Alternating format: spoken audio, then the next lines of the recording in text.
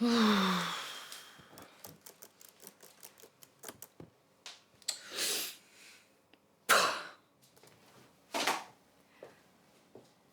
болду кызым? Билбейм, маму. Интернеттеги адамдар эмне мынча ачууланып калышкан? Бир нерсе жазсаң сразу негатив жазышат да. Же сөзгө түшүнбөйт, антип жазба, кайра өзүң башыңа келет деп айтсаң, жок, түшүнгүлөрү келишпейт. Алардын ушундай болуп калганынын себеби кызым, алардын жүрөгүндө капачылыгы бар да. А сен дайыма жаманчылык менен күрөшө берсең, аларга алың жетпейт. Эмне кылыш керек? Дайыма жакшылык кылыш керек.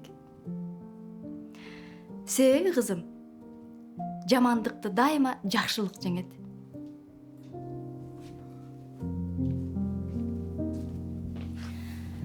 А жарык дайыма караңгыны жеңет кызым.